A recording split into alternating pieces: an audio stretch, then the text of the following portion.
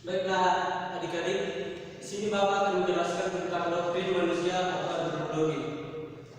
Kata antropologi dari kata Yunani atau anthropos, yang berarti manusia dan logos, yang berarti kata atau pembicaraan. Jadi antropologi di sini adalah pembicaraan tentang manusia.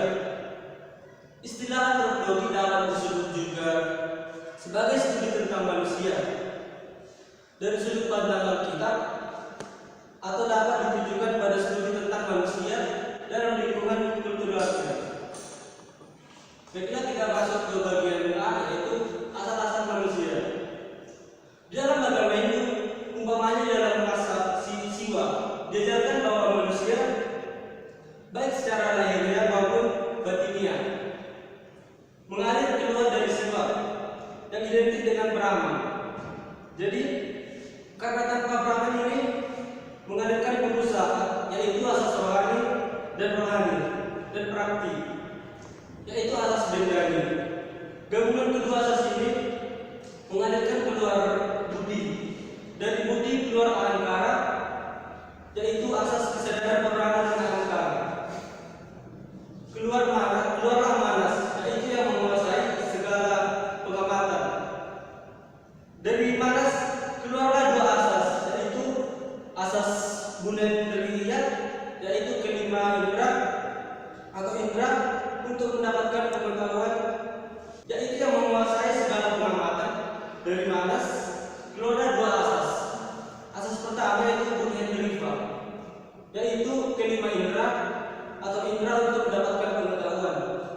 Dan lima tan mantra, yaitu anasir yang halus. Demikianlah manusia mengalir keluar daripada Tuhan yang pada hakikatnya adalah Tuhan sendiri.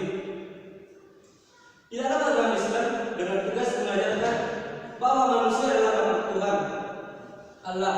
Manusia berada karena diciptakan oleh Tuhan Allah. Manusia bukan Allah, bukan keturunan Allah, melainkan makhluk yang harus menghambakan diri kepada Allah. Agama Buddha tidak mengakui adanya jiwa, akan tetapi hal itu sebenarnya hanyalah khayalan semata-mata. Sebab segala sesuatu adalah anatta atau anatman, bukan pribadi. Yang kita pribadi adalah suatu kelompok nama dan rupa. Artinya di sini yaitu suatu kelompok sebutan dan bentuk. Kelompok unsur batiniah dan lahiriah yang dapat dibedakan dalam lima skala atau pengumpulan, yaitu berupa apa yang tampak, yang meliputi segala sesuatu yang berkaitan dengan tubuh, wedana, dan perasaan, yaitu perasaan yang menyenangkan dan yang tidak yang menyenangkan. Seminar atau pengamatan yang dengan inderanya masuk ke dalam kesadaran samskara, yaitu suatu kelompok-kelompok unsur yang kompleks atau web, di mana kehendak termasuk dalamnya dan bidana atau kesadaran. Oleh karena itu, maka kesadaran pribadi atau kesadaran aku yang ada pada manusia sebenarnya adalah suatu kesadaran yang disisipkan oleh manusia itu sendiri dalam kehidupan sehari-hari. Ada dua pandangan. Pertama, orang Kristen berpendapat asal-usul manusia dan penciptaan dari Allah, atau semacam penciptaan yang berkembang. Yang kedua, ada orang non-Kristen yang pada umumnya berpegang pada evolusi ateistik atau humanistik yang menekankan materi yang menyatakan bahwa Allah yang memulai proses itu dan ia melakukan proses evolusi. Salah satu bahaya pandangan ini, kalau manusia dan materi, manusia tidak memerlukan Tuhan, tetapi materi. Kata evolusi itu ialah berubah dari berbagai arah. Dalam abad ini terjadi evolusi di bidang komunikasi. Namun bila kata evolusi ini dipakai dengan asal mula, maka kata tersebut lebih dari sekedar bermakna perubahan atau perkembangan. Teori evolusi dimulai dari teori Charles Darwin. Dalam teori evolusi dikatakan berjuta-juta tahun yang lalu, zat kimiawi yang terdapat dalam laut digerakkan oleh sinar matahari, surya, dan tenaga kosmis. Kemudian zat-zat tunggal atau lebih kemudian berkembang melalui suatu perubahan penting dan seleksi alamiah sehingga menjadi tumbuh-tumbuhan, hewan, dan manusia. Baiklah, sampai di sini aja pembelajaran yang Bapak bisa sampaikan. Kita berdoa. Terima kasih Tuhan atas kesempatan pada hari ini. Kami telah selesai belajar Tuhan, kita yang kami perintahkan agar kami dapat menerima pembelajaran yang Tuhan. Terima kasih Tuhan. Di doamu kita sampai sekarang. Ini ada materi yang Bapak saya ajarkan. Semoga anak-anak dapat menerimanya dengan baik. Terima kasih. Shalom. Selamat pagi anak-anak. Shalom untuk anak-anak semua. Sebelum kita memulai dulu, sebelumnya sudah dijelaskan oleh dari Bapak Joni Manulang yang tentang asal mula manusia. Di sini saya akan menjelaskan teman-teman. Tapi sebelumnya kita akan perkenalkan diri dulu. Perkenalkan, nama saya Miss Lydia Elvira Sombing. Jadi anak-anak semua bisa dipanggil saya Miss Lydia. Oke, sebelum kita melakukan proses pembelajaran, ada baiknya kita berdoa dulu. Dalam doa kita mengucap syukur Tuhan atas segala keberkahan-Mu, di mana Tuhan mempertemukan dalam segala kehidupan Tuhan berkati kami semua Tuhan dan anak-anak di sini kita melakukan proses pembelajaran dan setiap awal yang kita dalam dalam nama Yesus kami berdoa. Amin. Dalam sini saya akan menjelaskan tentang prinsip-prinsip evolusi bersandar pada. Adapun prinsip-prinsip evolusi itu yang ada 3, yaitu yang pertama, planet-planet dan bintang-bintang itu berasal dari ledakan proton dan neutron. Yang kedua, kehidupan dimulai semata-mata melalui kesempatan satu sel tunggal.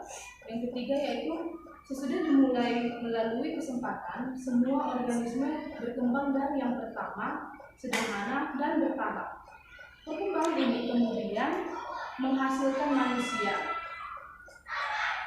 Kita lanjut lagi. Evolusi teistik menjelaskan asal mula manusia dan kehidupan terlepas dari alam. Asal mula kehidupan manusia, binatang, dan tumbuh-tumbuhan semua dijelaskan terpisah dari proses supranatural. Evolusi teistik adalah pengajaran bahwa tumbuh-tumbuhan, binatang, dan manusia berevolusi dari bentuk yang lebih rendah dan proses itu disupervisi oleh alam. Tapi teori ini ditolak baik oleh penganut evolusi yang ketat dan orang-orang yang alkitabiah. Jadi sampai sini anak-anak sudah paham ya apa itu dari evolusi teistik. Oke, kita lanjut lagi. Lebih jauh lagi, pendapat bahwa umat manusia berasal dari nenek moyang yang bukan manusia tidak dapat diselaraskan dengan pernyataan eksplisit tentang penciptaan manusia. Itu terdapat dari kitab Kejadian 2 ayat 7. Kita lanjut lagi, pandangan Alkitab dan Kristen. Allah menciptakan manusia menurut gambar dan rupanya. Itu terdapat dalam Kejadian 1 ayat 26 sampai 27. Coba kita buka Alkitabnya.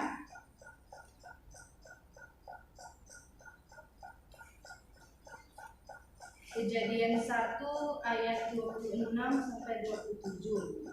Firman Tuhan berkata, "Berfirmanlah Allah, baiklah kita menjadikan manusia menurut gambar dan rupa kita, supaya mereka berkuasa atas ikan-ikan di laut dan burung-burung di udara, atas segala dan atas ternak dan atas seluruh bumi dan atas segala binatang melata yang melayang di bumi." Maka Allah menciptakan manusia itu menurut gambarnya, dan menurut gambar Allah diciptakannya, dia laki-laki dan perempuan diciptakannya mereka. Kita lanjut lagi. Arti gambar dan rupa di sini terdapat dalam bahasa Ibrani, yaitu adalah stelem yang berarti gambar yang dihias, suatu bentuk dan figur yang representatif. Dalam Perjanjian Baru, kata-kata yang mirip untuk itu adalah eikon dan homoiosis. Para bapak gereja yang berbahasa Greek dan Latin membedakan antara gambar dan rupa.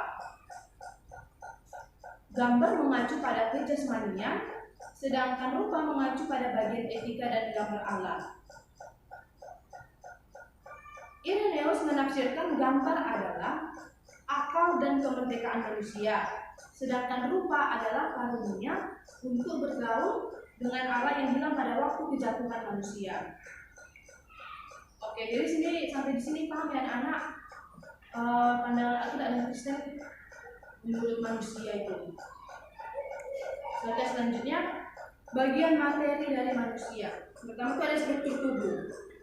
Kitab suci membedakan materi dan non materi. Materi itu tubuh dan non materi itu jiwa dan atau roh. Itu terdapat dalam 2 Korintus 5 ayat 1, Kejadian 2 ayat 7, menunjukkan bahwa tubuh manusia telah dibentuk dari debu tanah. Untuk yang pertama, tubuh adalah penjara jiwa.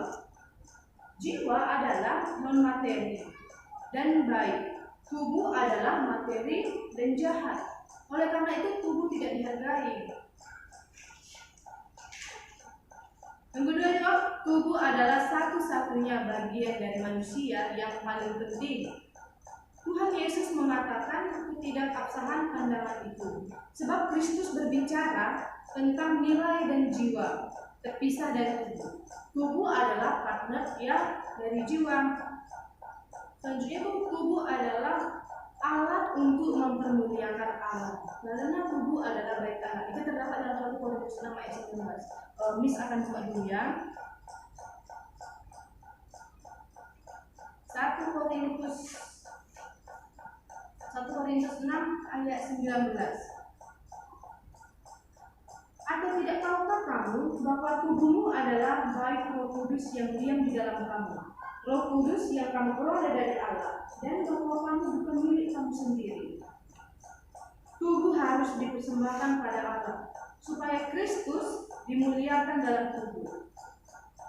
Itu terdapat dalam Filipi 1 ayat 20.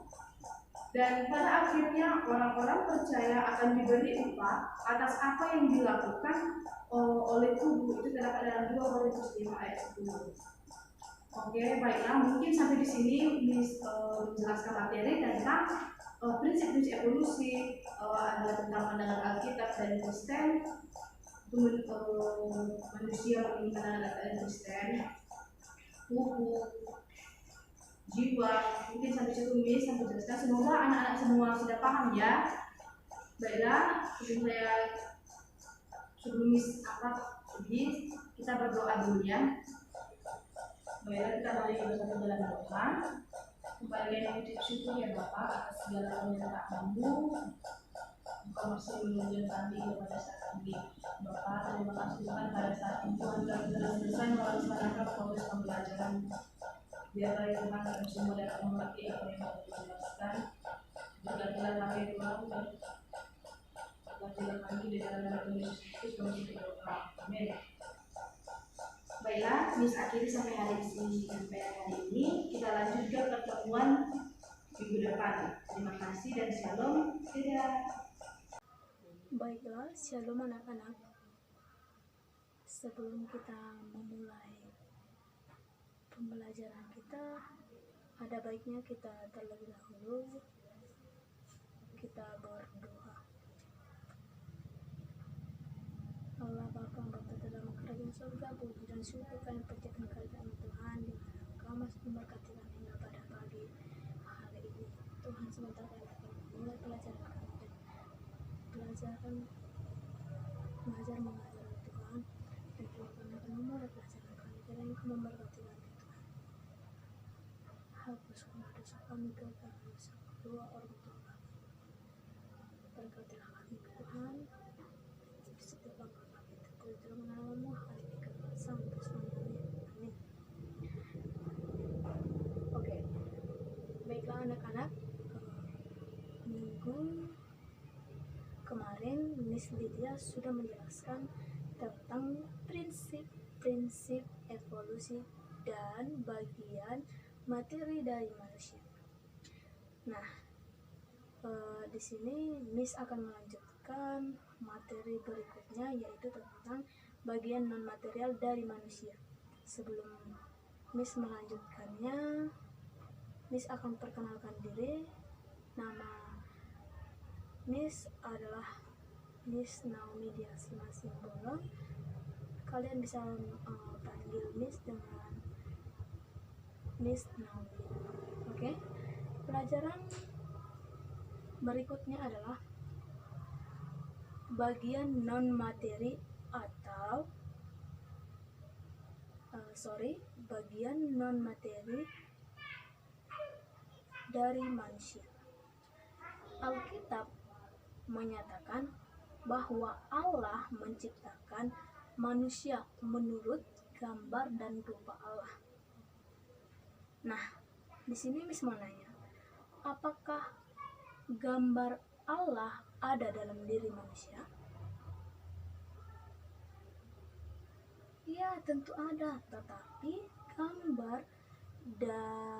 gambar Allah dalam manusia tidak berupa fisikal, tidak berupa fisikal atau tidak berupa fisik, tidak dapat kita lihat karena Allah adalah roh dan roh tidak memiliki itu. Oke, kita lihat judul yang pertama atau judul yang berikutnya adalah personalitas. Manusia memiliki kesadaran diri sendiri dan menentukan diri sendiri yang memampukan untuk membuat pilihan, mengangkat dia di atas binatang, di atas dunia binatang. Personalitas menyatakan kemampuan manusia untuk berkuasa atas dunia ini, Jadi manusia diciptakan untuk berkuasa atas dunia, atas binatang, tumbuhan, dan hewan-hewan yang meratap ataupun hewan-hewan yang ada di udara, di dalam air. Dan manusia juga diciptakan bertujuan untuk mengolah bumi atau mengolah dan menjaga bumi atau ciptaan Tuhan. Nah, berikutnya keberadaan spiritual. Allah adalah roh. Jiwa manusia adalah suatu roh. Atribut suatu roh adalah penalaran, hati nurani, dan pendekatan. Dan kehendak.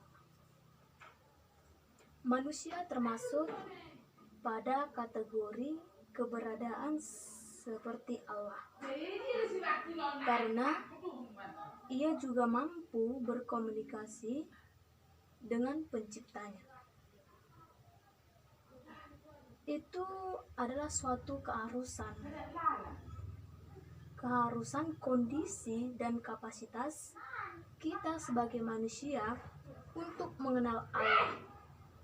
Karena itu merupakan fondasi dari natural religius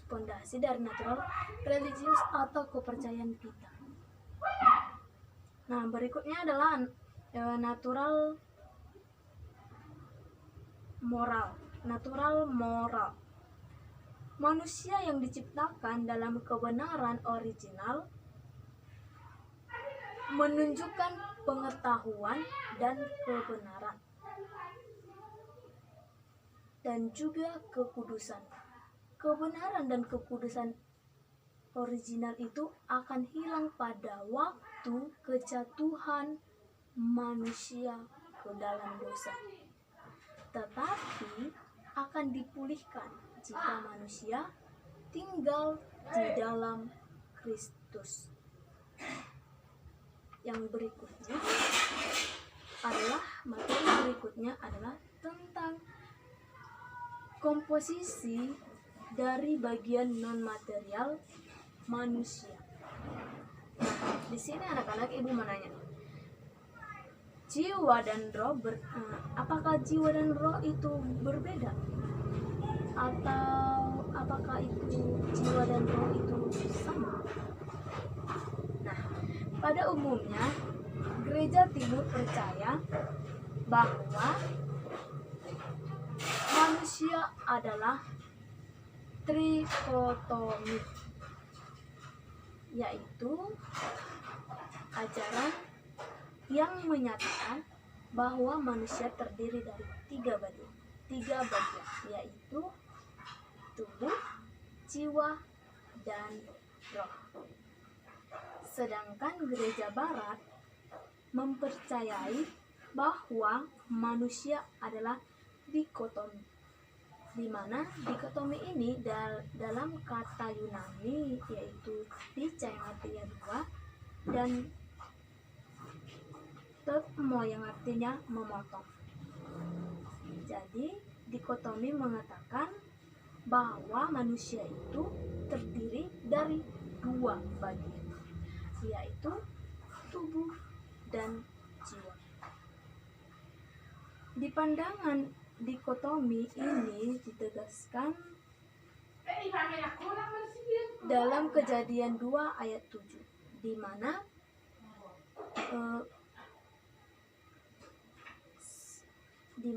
Kejadian 2 ayat 7 ini menyatakan Allah membentuk manusia dari debu tanah, lalu ia menapaskan kehidupan kepadanya dan ia menjadi makhluk yang hidup. Nah, mari kita sama-sama buka Kejadian 2, Alkitab kita dari kitab Kejadian 2 ayat 20. Kejadian 2 ayat 7. Beginilah bunyi firman Tuhan. Ketika itulah Tuhan Allah membentuk manusia itu dari debu tanah dan mengembuskan nafas hidup ke dalam hidungnya. Demikianlah manusia itu menjadi makhluk yang hidup.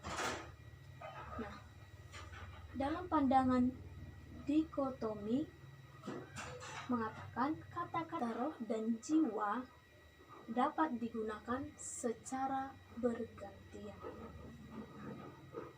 Nah, pandangan berikutnya adalah pandangan dari trikotomi. Trikotomi dalam kata Yunani adalah tricha, di mana artinya adalah tiga, dan topno adalah memotong. Dalam pandangan trikotomi, manusia terdiri dari tiga bagian, yaitu tubuh, jiwa, dan roh. Di mana trikotomi menjelaskan bahwa tubuh dilihat sebagai kesadaran diri dan roh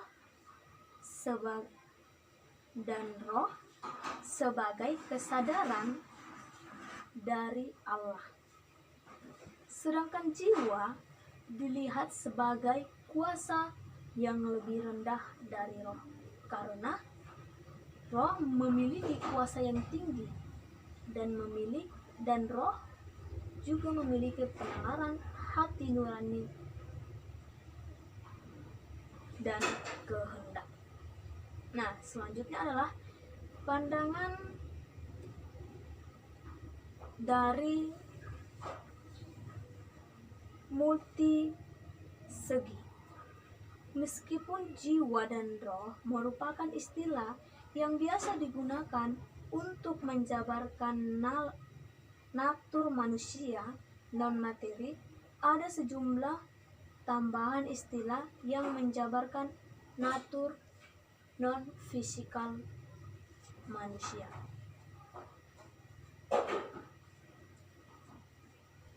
Adapun istilah yang menjabarkan non-materi manusia, yaitu yang pertama adalah hati.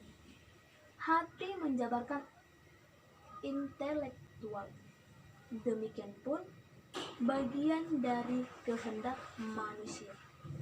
Dapat kita baca Alkitab kita dalam Matius, dalam Ibrani 4 ayat 7. Mari sama-sama kita buka anak-anak kitab Alkitab kita dalam kitab Ibrani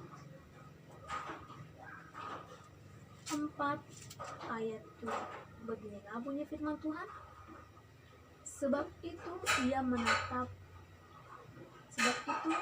menetapkan pula suatu hari, yaitu hari ini, ketika ia setelah sekian lama berfirman dengan perantara Daud seperti dikatakan di atas, pada hari ini jika kamu mendengar suara, janganlah keraskan hati. Nah, istilah yang kedua adalah hati nurani. Allah telah menempatkan hati nurani pada manusia sebagai saksi. Namun, hati nurani dapat ditipu dan dapat membuat orang tidak dapat dipercaya. Atau hati nurani dapat ditipu dan tidak dapat dipercaya. Tetapi hati nurani dapat meyakinkan orang tidak percaya. Yang tertulis dapat kita lihat pada kitab Roma 2 ayat 15. Mari sama-sama anak-anak kita baca kitab Roma 2 ayat 15. Kitab Roma 2 ayat 15. Beginilah bunyi firman Tuhan.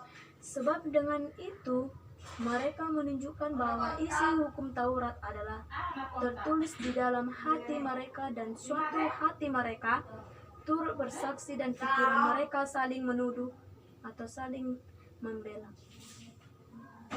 Nah, istilah yang ketiga adalah akal budi.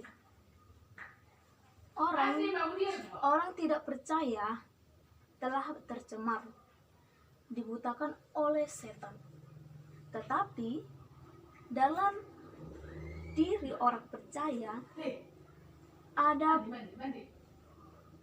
pembaruan akal budi yang memampukan mereka mengasihi Allah.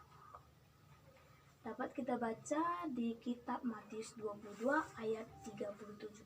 Mari anak-anak sama-sama kita membuka kitab Matius